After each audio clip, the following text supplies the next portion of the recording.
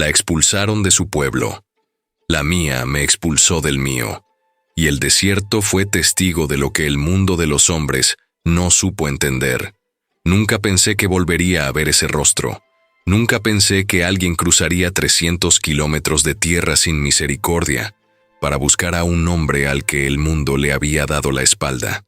Y sin embargo, la tarde en que levantó los ojos hacia mí desde el borde del pozo reseco, donde me encontró acurrucado con la boca seca y la esperanza ya casi apagada, lo primero que pensó Sarah Whitmore no fue en sí misma. Lo primero que dijo fue: «Te dije que vendría». Y lo que vino después de esas 4 palabras es la historia más difícil que he tenido que contar. No por el dolor, sino porque, para contarla bien, tengo que quitarme la armadura que uno construye cuando lo destierran de todo lo que conocía. Tengo que mostrarte lo que había debajo, lo que hay debajo de un hombre al que su propio pueblo llama traidor por haber hecho lo que era correcto. Esta es la historia de Diego Halcón, el hombre a quien su gente llamó traidor durante 5 años, y la historia de la mujer blanca que cruzó el desierto para devolverle su nombre. Pero para entender el peso de ese cruce, primero tienes que entender qué fue lo que lo provocó. El viento del desierto arrastraba polvo entre las calles de piedra y adobe de San Cristóbal del Río cuando sucedió la primera vez que Diego Halcón y Sarah Whitmore se vieron de frente. No fue un encuentro poético. No fue una de esas escenas que la gente inventa después, cuando ya sabe cómo terminó la historia y quiere que el principio tuviera la misma grandeza que el final. Fue un encuentro brutal, veloz, sin tiempo para pensar. Era mediodía. El sol castigaba con esa crueldad seca que solo tiene el verano del desierto alto, ese calor que no suda, que solo quema. Diego llevaba 2 sacos de harina desde el almacén hasta la carreta de Doña Concepción cuando escuchó el grito.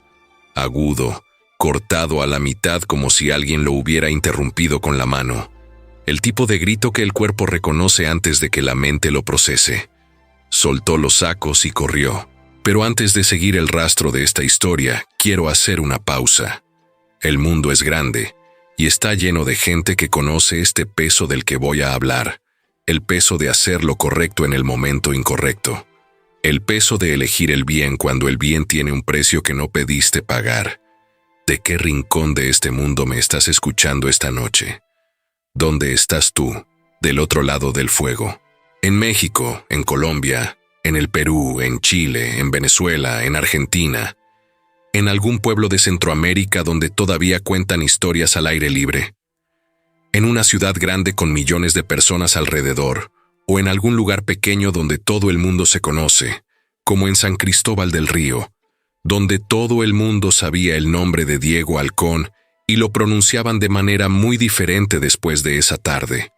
Escríbelo ahí en los comentarios. Solo tu ciudad, tu país. Quiero conocer a mi caravana esta noche. Quiero saber quién se sienta conmigo al lado de estas brasas. Porque estas historias no son mías. Son de todos los que alguna vez pagaron un precio que no pidieron por hacer lo que les dictaba el corazón. De todos los que conocen lo que cuesta ir a contracorriente de lo que el mundo espera. Escríbeme de dónde vienes. Y ahora sí, volvamos al polvo caliente de San Cristóbal del Río. El grito venía del callejón que quedaba entre la herrería de don Macario y el muro trasero de la iglesia. Un lugar angosto, siempre en sombra a cualquier hora del día, con el olor a herraje quemado y a tierra húmeda que nunca terminaba de secarse, porque el muro de la iglesia guardaba la humedad del interior. Diego entró al callejón, y lo que vio le detuvo los pies durante un segundo que le pareció mucho más largo. 3 hombres, uno de ellos, el más grande, tenía a una mujer acorralada contra el muro de adobe, bloqueándole la salida con el cuerpo. Los otros 2 estaban detrás, uno con la espalda contra la pared del otro lado del callejón y el otro simplemente mirando, como miran los cobardes cuando otro hace el trabajo sucio, con esa combinación de miedo y excitación que los hace cómplices sin ensuciarse directamente las manos. La mujer era blanca. Eso fue lo primero que Diego registró, no porque importara en términos de lo que había que hacer, sino porque era una información que el cerebro anota automáticamente en esa tierra y en esa época. Rubia, con el cabello recogido de manera que el trabajo del día lo había desordenado. Vestida con ropa de viaje, con el polvo del camino todavía en las botas, ojos claros, grises o azules, en ese momento muy abiertos y con la frialdad concentrada de quien está aterrorizada pero se niega a mostrar el miedo completamente. Una mujer que no era de ese pueblo, una forastera, y el hombre que la tenía acorralada era Bernardo Quintero. Ahí es donde la cosa se pone complicada, porque Bernardo Quintero no era un hombre cualquiera en San Cristóbal del Río. Era el hijo del alcalde, el sobrino del único médico del pueblo, el primo del sacristán de la iglesia donde Diego había sido bautizado. Bernardo Quintero era de la familia que en ese pueblo tenía tanto nombre, que sus acciones pasaban con frecuencia por la rendija del olvido conveniente, que la gente poderosa usa cuando sus hijos cometen errores que en otros serían crímenes. Diego lo sabía. Sabía exactamente lo que estaba haciendo cuando dio los pasos que lo separaban del grupo, y puso su mano en el hombro de Bernardo Quintero. «Ya estuvo», dijo. «Solo eso. Lo que vino después lo recuerdan todos en San Cristóbal del Río, aunque cada quien lo recuerda de manera conveniente a sus propios intereses, que es como funciona la memoria en los pueblos pequeños». Los tres hombres se fueron. Bernardo con el labio partido y la nariz sangrando, después de los 2 golpes que tardaron menos de 10 segundos en conectarse. Sus compañeros sin un rasguño porque no hicieron falta más golpes. Cuando vieron caer a Bernardo, vieron también la decisión en los ojos de Diego y eligieron sabiamente el camino de la puerta del callejón. La mujer se llamaba Sarah Whitmore. Diego lo supo esa tarde cuando la acompañó hasta la posada del pueblo, donde el posadero la recibió con la mirada reservada que los posaderos del desierto usan para los forasteros que llegan con señas de que vienen de una historia complicada. Sara había llegado a San Cristóbal del Río 3 días antes, buscando trabajo como maestra.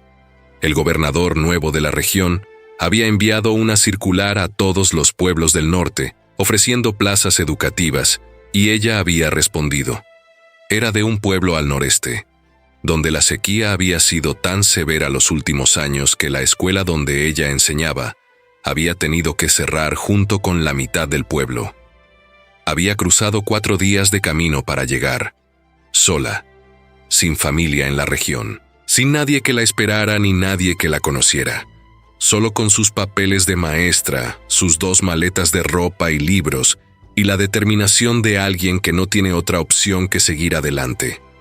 Diego no lo sabía en ese momento, pero Sarah Whitmore y él tenían más en común de lo que el color de sus pieles hacía suponer a primera vista. Los dos conocían el desierto como maestro.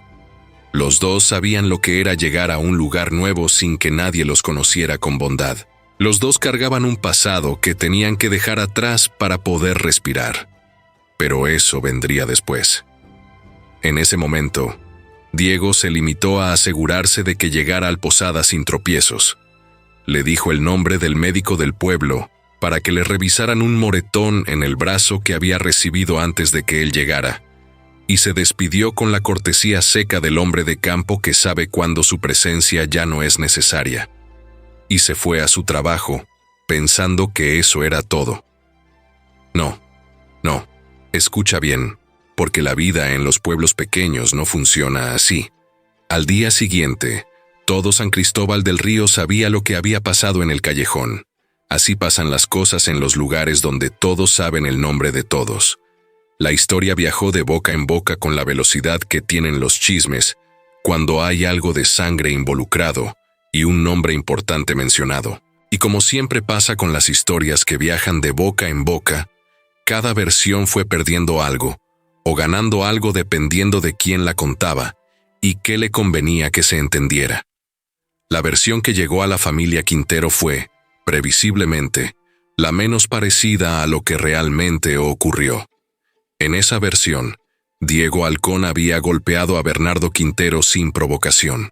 Había atacado a 3 hombres del pueblo sin razón aparente, aprovechándose de su tamaño y de lo estrecho del callejón. La mujer blanca era solo una excusa, una presencia conveniente que el mestizo usó para justificar su violencia. Bernardo Quintero, hombre de bien, hijo de familia respetable, había salido del encuentro golpeado e injustamente atacado. Esa versión era una mentira completa, pero era la versión que le convenía al poder del pueblo contarse a sí mismo. El padre de Bernardo, el alcalde Efraín Quintero, convocó a Diego a su despacho al tercer día. El despacho del alcalde olía a papel viejo y a tabaco barato, y a ese tipo de autoridad que viene del dinero, y no de la virtud. Diego entró sin sombrero en mano, que era el gesto de respeto que se esperaba, y se sentó en la silla que le señalaron. Lo que siguió fue una de esas conversaciones donde se dice mucho sin decir nada de lo que realmente se quiere decir. El alcalde habló de la paz del pueblo, de la convivencia, de que los hombres de bien resolvían sus diferencias con palabras, no con los puños, de que ciertos actos de violencia, aunque fueran bien intencionados, generaban inestabilidad, de que San Cristóbal del Río era un lugar donde todos se conocían y donde la reputación de las familias era la base de la armonía social. Y al final, con la misma calma con que había dicho todo lo anterior, dijo que sería mejor para todos si Diego Halcón buscara trabajo en otro lugar, que tenía contactos en un rancho al sur que podían recibirlo, que la oferta era generosa, que la alternativa era un juicio formal por agresión que, dado los testigos disponibles, prometía terminar de una manera desfavorable para él. Diego supo en ese momento exacto lo que estaba pasando. Y aquí viene lo bueno, amigo, porque la respuesta de Diego Halcón en ese despacho que olía a tabaco y a poder antiguo fue algo que nadie esperaba y que definitivamente no ayudó a su situación práctica, pero que definió exactamente el tipo de hombre que era. Se levantó, se puso el sombrero, miró al alcalde Efraín Quintero directo a los ojos. Su hijo intentó hacerle daño a una mujer que estaba sola en un callejón. Dijo: «Yo lo detuve. Si eso merece un juicio, entonces aquí estoy, pero no voy a irme como si hubiera hecho algo malo». Y se fue. 3 semanas después, el juicio se llevó a cabo. No me voy a detener en los detalles del juicio porque los detalles de los juicios en los pueblos donde el juez le debe favores al alcalde son siempre los mismos y son siempre una decepción de la misma manera. Los testigos recordaron lo que les convenía recordar. Los que habían visto la verdad callaron con la elegancia práctica de quien necesita seguir viviendo en ese pueblo y sabe lo que le cuesta abrir la boca. El abogado de Diego era el único que había aceptado el caso, un hombre bueno pero joven y sin el peso de años de práctica en ese juzgado específico, enfrentado a la experiencia de gente que llevaba décadas manejando esas paredes y a ese juez.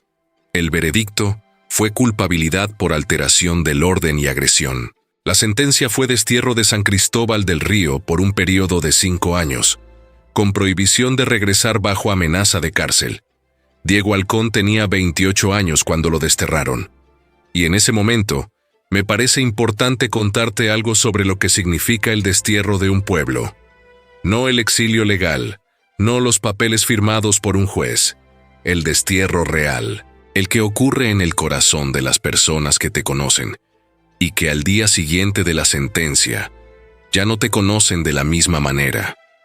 El que ocurre en los ojos de la gente que te saluda diferente, que baja 1 milímetro la mirada, o la desvía medio segundo antes de lo normal, que coloca a una distancia invisible entre ellos y tú que no estaba antes, y que tú sientes claramente aunque nadie la mencione. Ahí es donde el destierro duele más. No en el camino que tienes que tomar, sino en los ojos de los que se quedan. Y si llegaste hasta este punto del relato, amigo, si tu corazón reconoce ese peso del que estoy hablando, es porque llevas dentro algo que no todo el mundo tiene, la comprensión de que hay acciones correctas que tienen un precio injusto, que el mundo no siempre recompensa a los que se meten en el callejón para detener lo que no está bien, que la decencia tiene a veces un costo que nadie te advirtió. Por eso necesito pedirte algo ahora.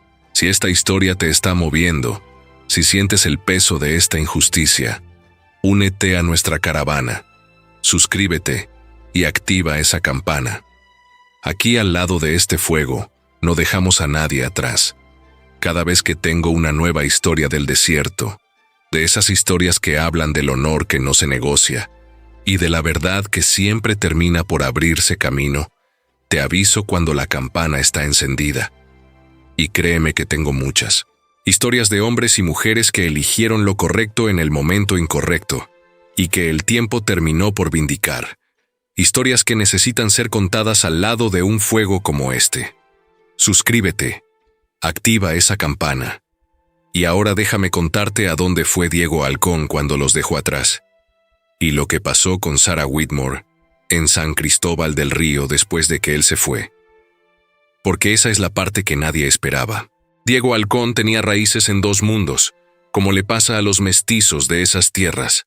Su madre era de un pequeño grupo de familias apaches que llevaban 2 generaciones asentadas al norte del Río Grande, gente que había encontrado un equilibrio imperfecto pero funcional entre sus costumbres y las del mundo que los rodeaba. Su padre era un vaquero de Sonora que se había instalado en la región 20 años atrás, que conocía el desierto como la palma de su mano y que le enseñó a Diego a leer el terreno, a seguir rastros, a escuchar lo que el suelo dice cuando sabes cómo agacharte y prestarte atención.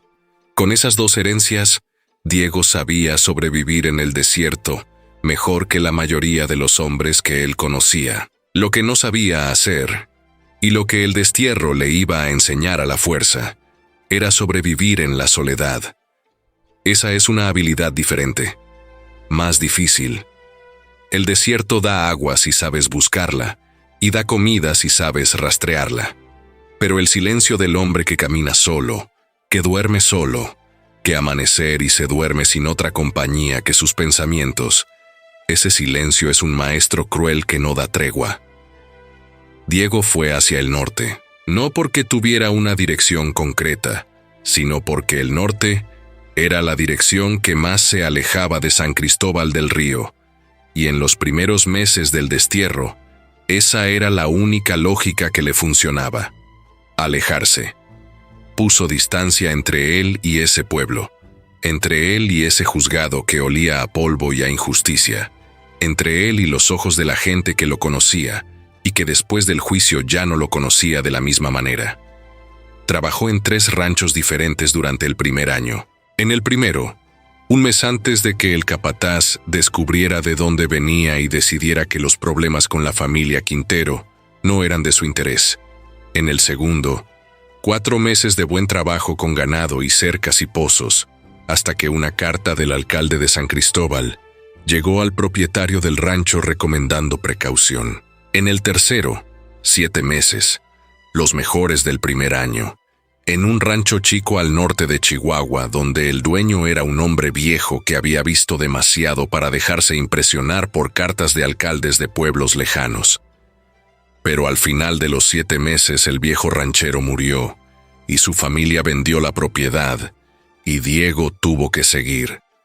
Y fue en ese tercero, durante esos 7 meses, que llegó la primera carta. La reconoció en el momento en que el administrador de correos del pueblo más cercano se la puso en la mano.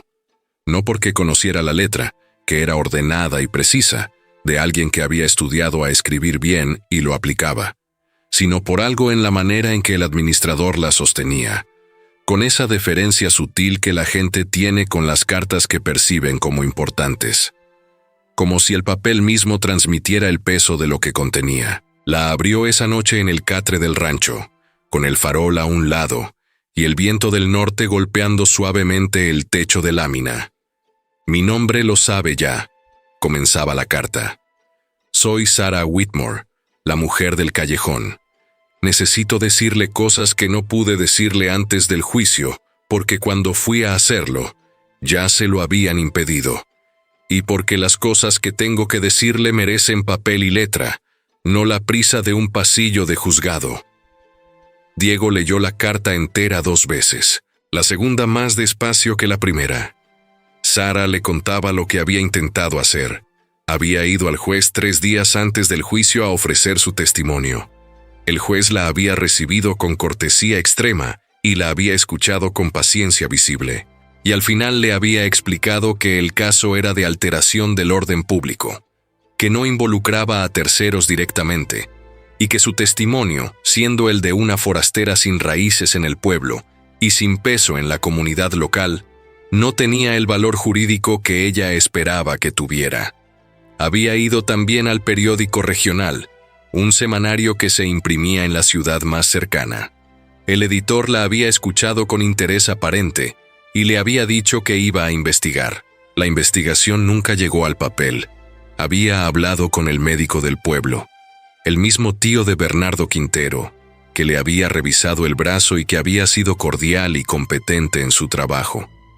El médico la había escuchado en silencio y luego le había dicho con genuina tristeza en la voz que en ese pueblo ciertos nombres tenían cierto peso y que él no era la persona indicada para hacer cambiar lo que ya estaba decidido. «No lo salvé», escribía Sara en la carta, «y lo lamento más de lo que usted puede imaginar. Pero quiero que sepa que lo intenté, y quiero que sepa que lo que hizo en ese callejón fue lo correcto, que fue valiente, que en 5 años, cuando la prohibición termine, hay gente en este pueblo que lo recordará como lo que realmente fue». Y al final de la carta, una postdata breve. «Conseguí la plaza de maestra. Me quedé. El pueblo no me lo pidió, pero tampoco me lo impidió.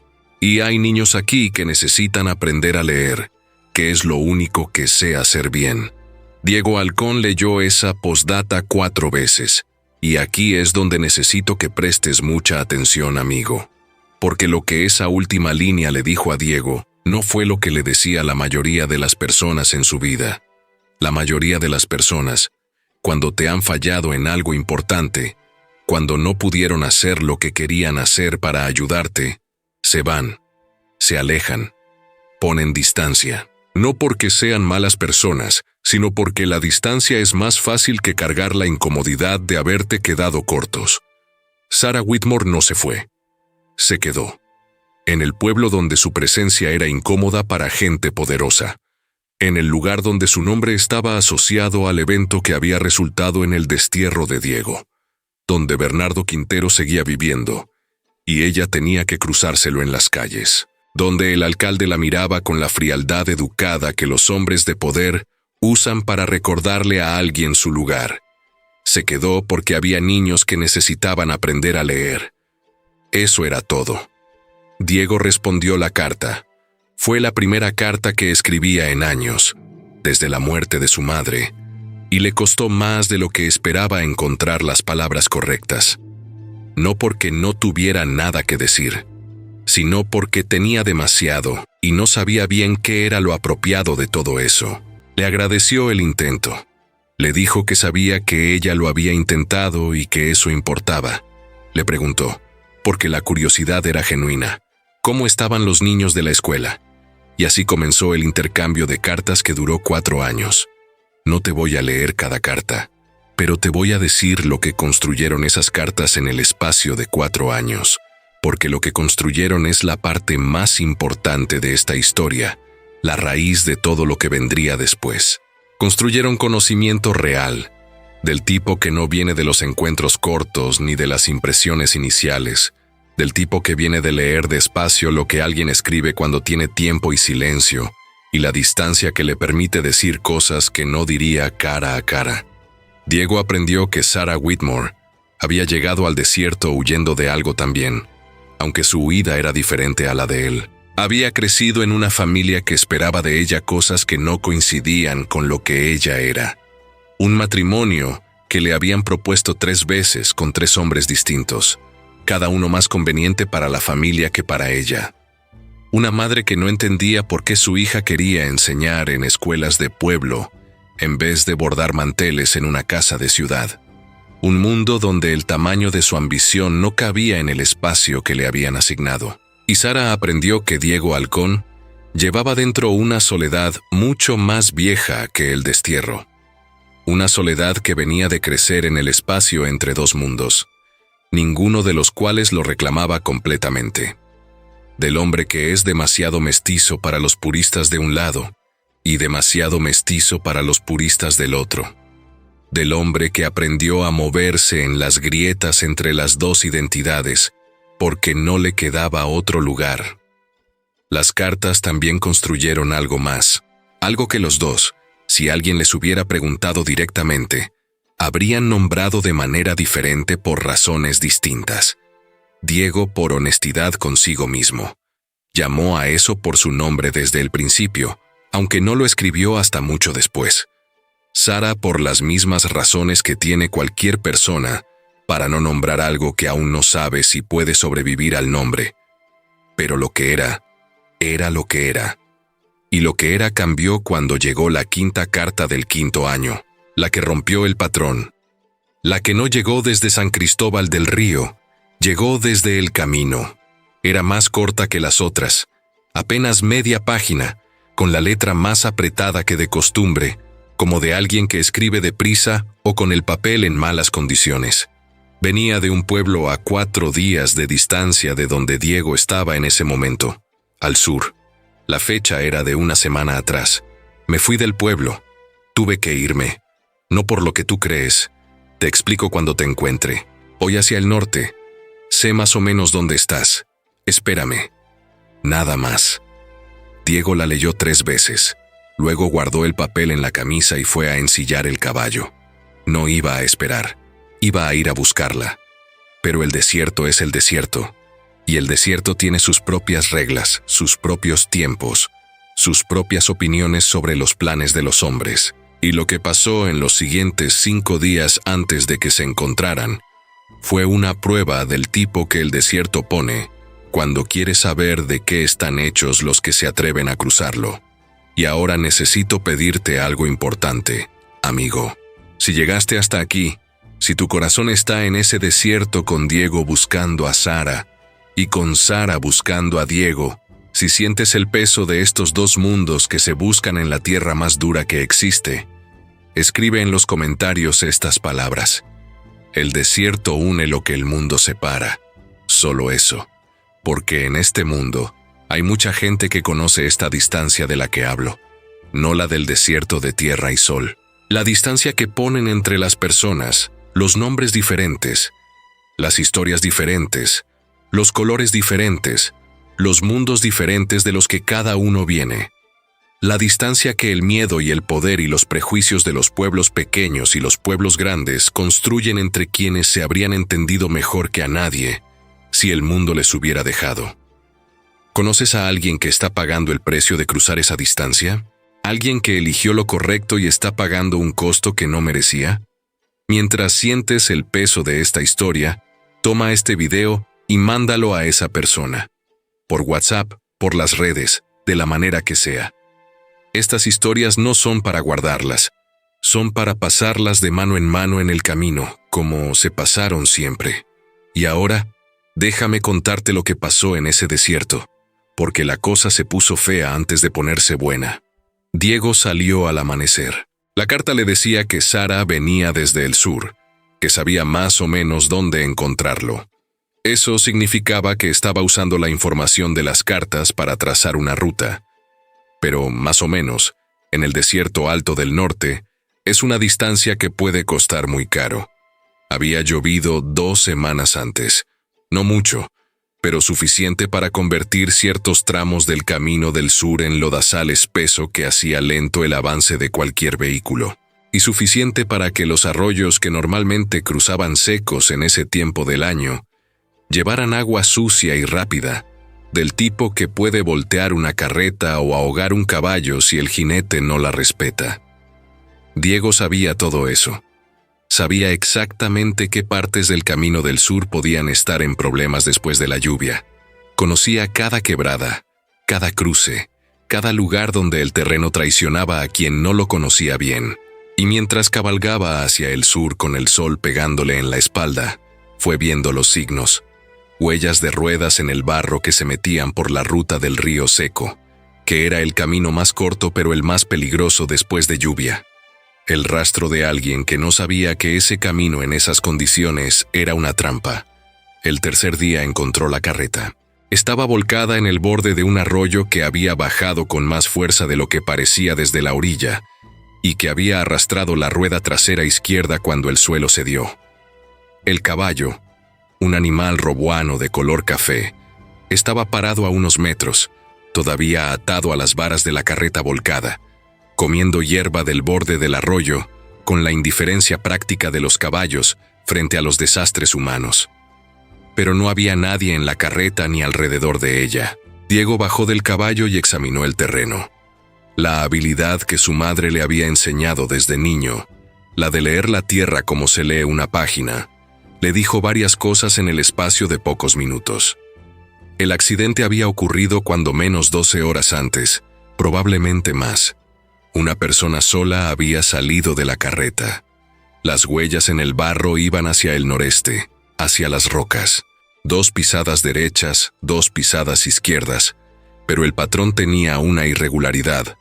La pisada derecha era más profunda que la izquierda, lo que significaba que la persona cargaba peso en el lado derecho del cuerpo o que estaba compensando una lesión en el lado izquierdo. Siguió el rastro. Lo encontró donde esperaba encontrarlo, dado el terreno, en la sombra de un grupo de rocas grandes que quedaba a unos 800 metros de la carreta volcada. Era el único refugio natural visible en esa parte del camino, el único lugar con sombra, el único lugar donde alguien sin conocer bien el desierto iría a esperar. Sarah Whitmore estaba sentada con la espalda contra la roca más grande, las rodillas dobladas contra el pecho. Tenía el brazo izquierdo apoyado en las rodillas de manera que la muñeca izquierda quedaba elevada, y Diego vio el motivo antes de llegar a su lado. La muñeca estaba inflamada y tenía el color violeta oscuro del hueso que ha sufrido algo serio. No rota del todo, a juzgar por la posición, pero lastimada en serio. Junto a ella, una cantimplora medio vacía y un saco de viaje. Nada más. Levantó los ojos cuando escuchó sus pasos, y Diego vio en esos ojos grises, cansados y secos por el calor, una mezcla de cosas que fue catalogando mientras se acercaba. Alivio, sí. Pero también algo que reconoció porque él mismo lo había cargado durante mucho tiempo. La determinación silenciosa de quien sabía a qué se estaba exponiendo cuando salió de San Cristóbal del Río. Lo había aceptado y había seguido adelante de todas formas. «Te dije que vendría», dijo Sarah Whitmore, y estas son exactamente las 4 palabras con las que comencé a contarte esta historia. Las mismas 4 palabras que me detuvieron el tiempo cuando las escuché. Las 4 palabras que dijeron más sobre el carácter de esa mujer que todos los años de cartas y todos los kilómetros de desierto juntos. Diego le revisó la muñeca. La inflamación era seria, pero el hueso no estaba partido, que era la diferencia entre semanas y meses de recuperación. Le dio agua. Le ofreció comida de su alforja, tasajo seco y tortillas duras de viaje, que ella aceptó sin queja. Le hizo una tabla provisional con una rama y tiras de cuero de la montura para mantener la muñeca inmóvil. Y mientras trabajaba, sin apartar los ojos de lo que hacía, le preguntó lo que necesitaba saber. ¿Qué pasó en el pueblo? Lo que Sara le contó en la sombra de esas rocas, con el desierto silencioso alrededor y el sol empezando a bajar hacia el oeste, fue lo que había pasado cuando el 5º año del destierro se acercaba a su fin. La familia Quintero sabía que cuando los 5 años se cumplieran, Diego tendría derecho legal de regresar a San Cristóbal del Río. Y en 5 años, la gente del pueblo había tenido tiempo de que los recuerdos se asentaran. Tenía tiempo de que la versión oficial del juicio, que nunca convenció del todo a todos, se fuera gastando en los bordes. Tiempo de que los que callaron en el juicio fueran hablando poco a poco, en voz baja, con la gente de confianza. El regreso de Diego Halcón al pueblo era, para la familia Quintero, una amenaza que llevaban tiempo evaluando. No porque Diego les hubiera amenazado, no porque hubiera ninguna evidencia de que Diego planeara tomar venganza de ningún tipo, sino porque hay personas que cuando ven la verdad venir hacia ellos en el horizonte, en vez de salir a su encuentro, buscan la manera de cambiar el horizonte. Bernardo Quintero, que en 5 años no había mejorado su carácter, aunque sí había aprendido a controlarlo mejor en público, había empezado a visitar la escuela donde Sara enseñaba, con una frecuencia que no tenía ninguna justificación educativa. Las visitas eran siempre durante las horas de clase, siempre con la excusa de revisar el progreso del proyecto educativo, siempre con testigos presentes para que nadie pudiera acusarlo de nada concreto. Era intimidación, del tipo limpio, del tipo que no deja marcas. Y en la tercera visita, Bernardo le había dicho algo en voz baja, mientras los niños hacían sus ejercicios, algo que nadie más en el salón pudo escuchar. Cuando él vuelva, va a necesitar que alguien lo convenza de que no conviene regresar. Alguien en quien él confíe, alguien que le escriba cartas. Sara entendió exactamente lo que le estaban pidiendo, y al día siguiente comenzó a preparar sus cosas para irse. No porque tuviera miedo. El miedo era real, pero no era lo que la movió. Lo que la movió fue algo diferente. La certeza de que si se quedaba en San Cristóbal del Río, tarde o temprano, la iban a usar. Como herramienta, como mensajera, como presión sobre Diego. Y eso no lo iba a permitir. Si me iban a usar de intermediaria, preferí ser mi propio mensajero, le dijo a Diego. Por eso vine. Diego la miró durante un momento largo. ¿Y la escuela?, preguntó. Hay otra maestra que puede asumir, dijo Sara. Me tomó semanas organizarlo, pero está listo. Los niños van a estar bien. El sol terminó de bajar y el desierto se puso naranja y luego rojo, y luego el azul oscuro del crepúsculo que en el norte es de una belleza que duele. Sacaron el petate del equipaje, prendieron un fuego pequeño con la leña que Diego siempre cargaba, comieron lo que quedaba de la alforja y bebieron el agua que él traía.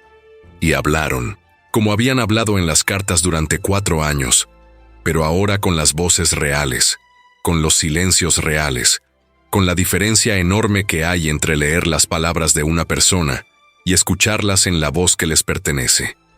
Diego le contó los 5 años, no el resumen que escribía en las cartas, que siempre era honesto, pero siempre tenía la forma que uno le da a las cosas cuando sabe que las va a leer alguien que las recibe con simpatía. Le contó la textura real, las mañanas en que el peso de la soledad era tan concreto que casi tenía olor.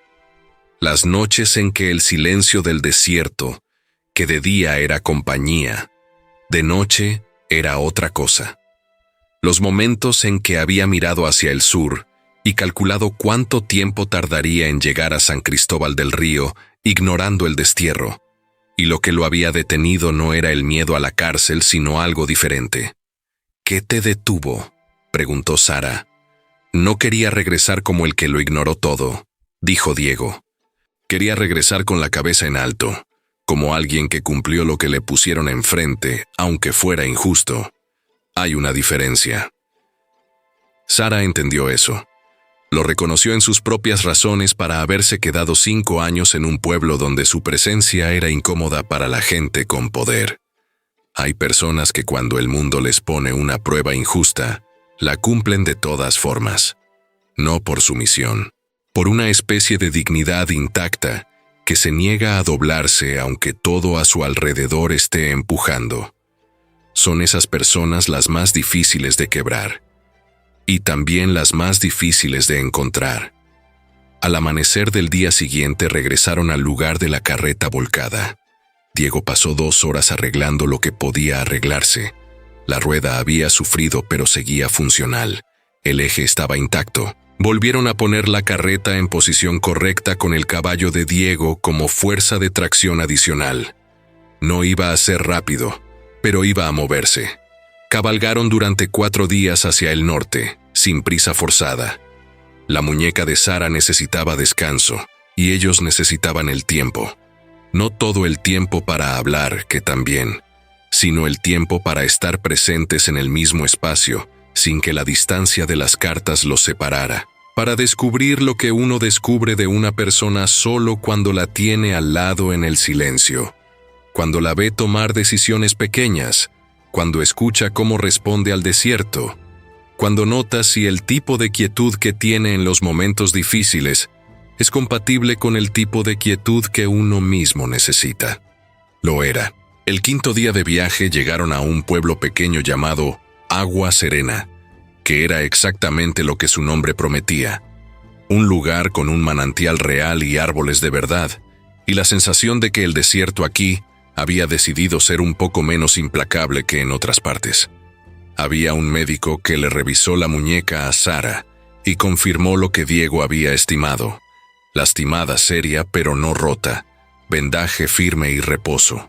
Y había un juez de paz. No te voy a contar que todo fue fácil después de eso.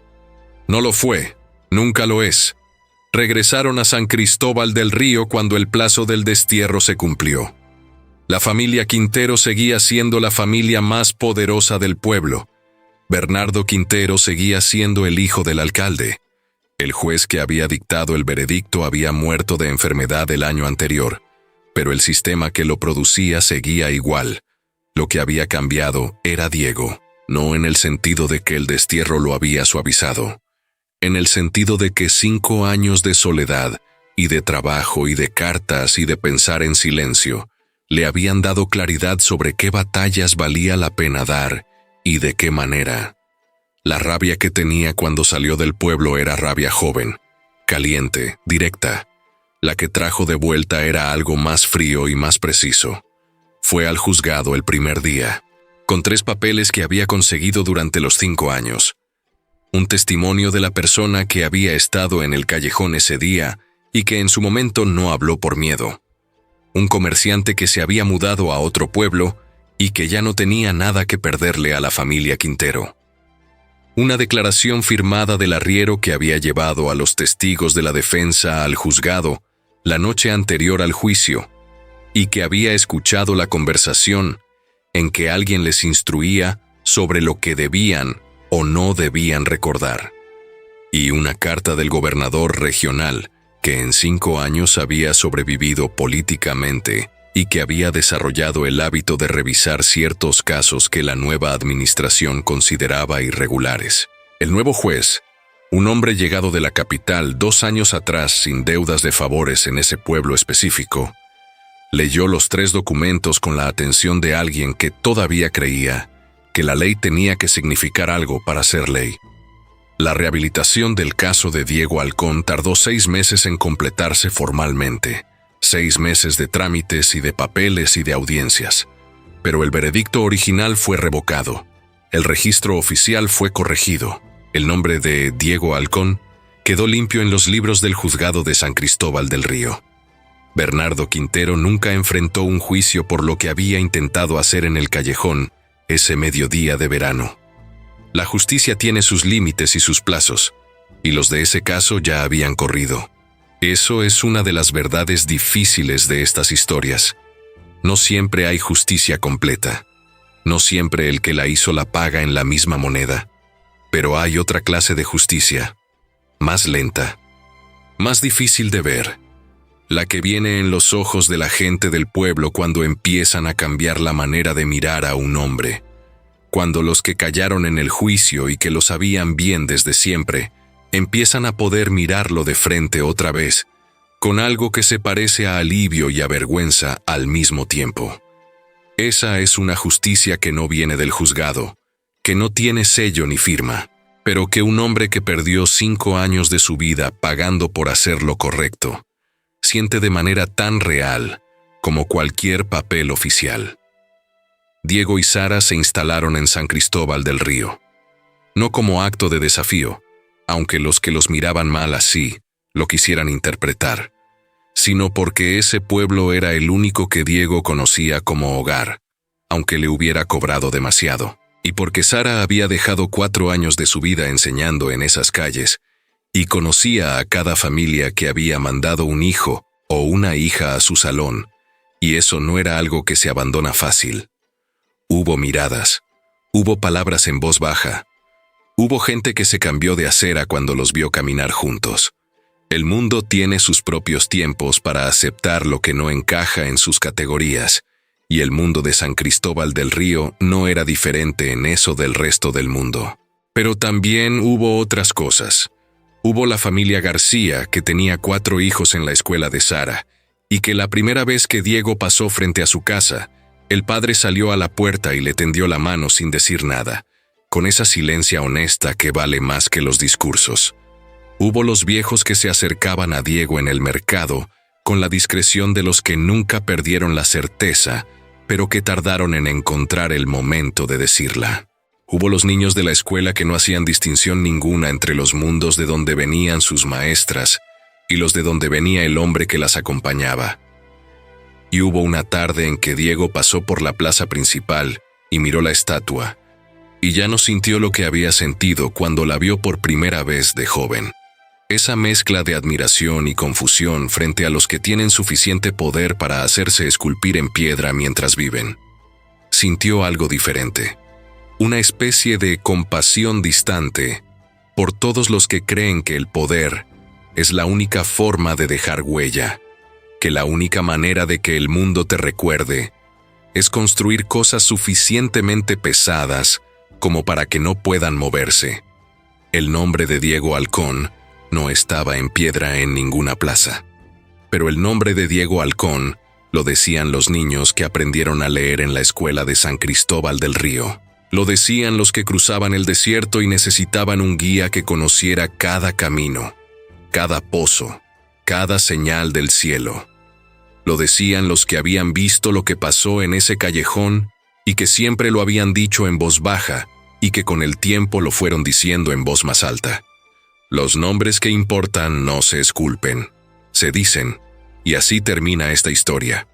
Por ahora, pero antes de que las brasas se apaguen esta noche, antes de que el fuego se reduzca a ceniza y el frío del desierto tome el lugar del calor, déjame preguntarte algo. En el lugar de Diego ese día en el callejón, sabiendo lo que sabía, sabiendo los nombres y el poder que tenían esos 3 hombres y lo que le iba a costar, ¿hubieras entrado? Hay gente que dice que sí sin dudarlo. Hay gente que dice que no, y tiene razones honestas para eso. Tiene familia que depende de ellos, tiene deudas que pagar, tiene una vida que no puede poner en riesgo por un extraño. No hay respuesta incorrecta, pero me parece importante la pregunta, porque la manera en que respondemos a esas preguntas, incluso en la imaginación, incluso al lado de un fuego a miles de kilómetros del callejón, dice algo sobre quiénes somos y quiénes queremos ser. Escríbela en los comentarios. Quiero leer tu respuesta. Quiero saber qué piensan las personas que se sientan con nosotros al lado de este fuego. Y si esta historia te movió algo, si te recordó que hay acciones que tienen un precio, y que ese precio no hace la acción incorrecta, que el honor que cuesta algo sigue siendo honor, dale like. Ese like me dice que vale la pena contar estas historias, que el fuego esta noche no fue en vano, que hay gente que todavía escucha, y compártela con quien la necesite escuchar, con alguien que está pagando ahora mismo el precio de haber hecho lo correcto, con alguien que conoce lo que es el destierro, no el de los papeles del juzgado, sino el de los ojos de la gente que cambia la manera de mirarte, con alguien que necesita recordar que el desierto es grande y tiene espacio para quien lo cruza con la cabeza en alto. La próxima vez que nos sentemos juntos al lado de este fuego, te voy a contar la historia de una mujer que encontró en las alforjas de un hombre muerto las cartas que cambiaron todo lo que creía saber sobre su propio pasado. Cartas que llevaban 20 años esperando ser leídas. Cartas que respondían preguntas que ella nunca supo que tenía hasta que las leyó. Una historia de identidades enterradas, de amor que sobrevive décadas, y de una hija que cruza el desierto siguiendo un rastro de tinta y papel para encontrar la verdad de dónde viene. Es de las historias más extrañas y más hermosas que conozco, y necesitas escucharla. Hasta entonces, amigo, que el camino te sea liviano esta noche, que el desierto te trate con la misma amabilidad que se merece quien lo cruza con honestidad, y que nunca, nunca pierdas el norte.